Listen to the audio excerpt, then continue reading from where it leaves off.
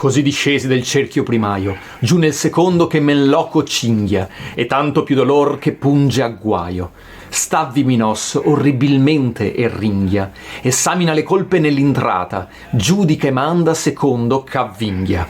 Dico che quando l'anima malnata li vien dinanzi, tutta si confessa, e quel conoscitor delle peccata vede qual loco d'inferno è da essa. Cignesi con la coda tante volte, quantunque gradi vuol che giù sia messa. Sempre dinanzi a lui ne stanno molte, vanno a vicenda, ciascuna al giudizio. Dicono e odono, e poi son giù volte. O tu, che vieni al doloroso ospizio, disse Minos a me quando mi vide lasciando l'atto di cotanto offizio. Guarda com'entri, e di cui tu ti fide, non t'inganni l'ampiezza dell'intrare. E il duca mio a lui, perché pur gride, non impedirlo suo fatale andare, vuolsi così colà dove si puote ciò che si vuole, e più non dimandare.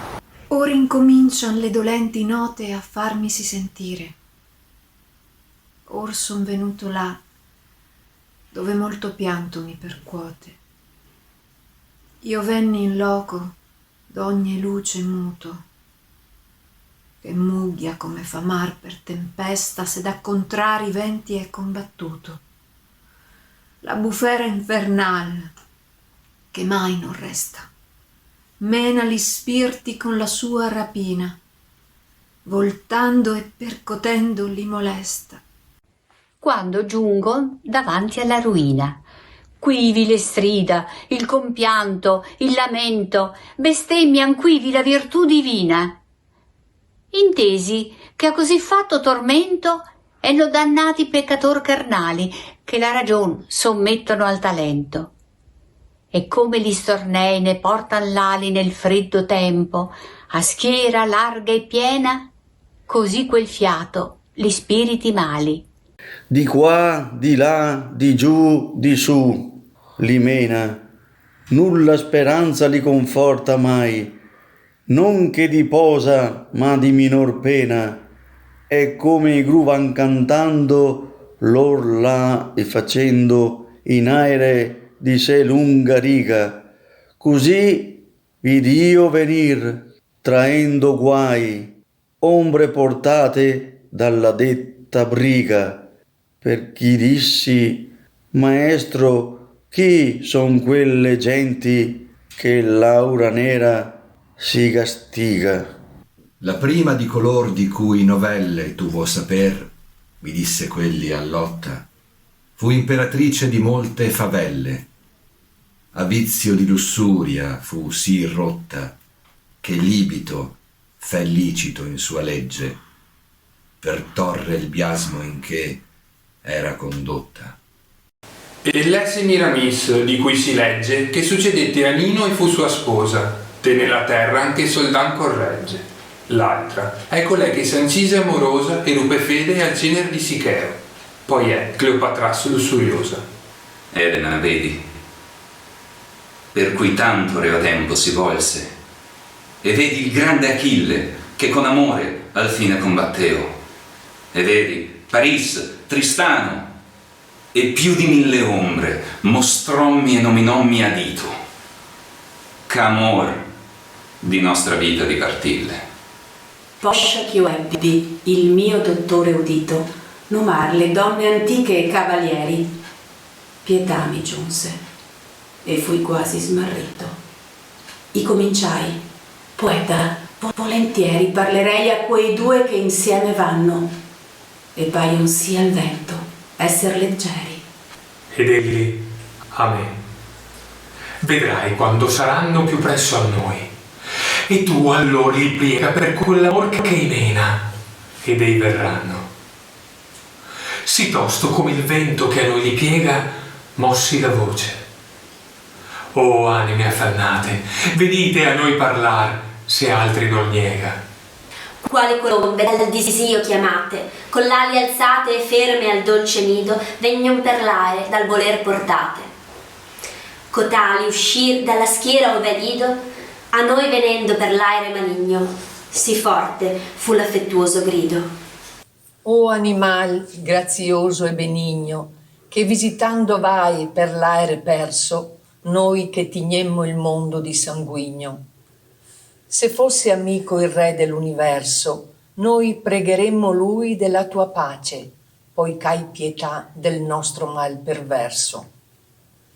Di quel che udire e che parlar vi piace, noi udiremo e parleremo a voi, mentre che il vento, come fa, si tace. Siede la terra dove nata fui, sulla marina dove il Po discende, per aver pace co seguaci sui. Amor, ch'al cor gentil ratto s'apprende, prese costui della bella persona che mi fu tolta, il modo ancor m'offende. Amor, ch'a nulla amato amar perdona, mi prese del costui piacer sì forte, che come vedi ancor non m'abbandona. Amor, condusse noi ad una morte, Caina attende chi a vita ci spense. Queste parole da lor ci fuor porte. Quando io intesi quell'anime offense, chinai il viso, e tanto il tenni basso, finché il poeta mi disse: che pensi? Quando risposi, cominciai: oh lasso, quanti dolci pensieri, quanto disio menò costoro al doloroso passo. Poi mi rivolsi a loro e parlai io e cominciai: Francesca, i tuoi martiri a lagrimar mi fanno triste e pio, ma dimmi, al tempo di dolci sospiri, a che e come concedette amor che conoscesti dubbiosi disiri, e quella a me? Nessun maggior dolore che ricordarsi del tempo felice nella miseria, e ciò sa il tuo dottore. Ma sa conoscer la prima radice del nostro amor, tu hai cotanto affetto. Dirò come colui che piange e dice: noi leggiavamo un giorno per diletto di Lancialotto come amor lo strinse, soli eravamo e senza alcun sospetto. Per più fiate gli occhi ci sospinse quella lettura e scolorocci il viso, ma solo un punto fu quel che ci vinse.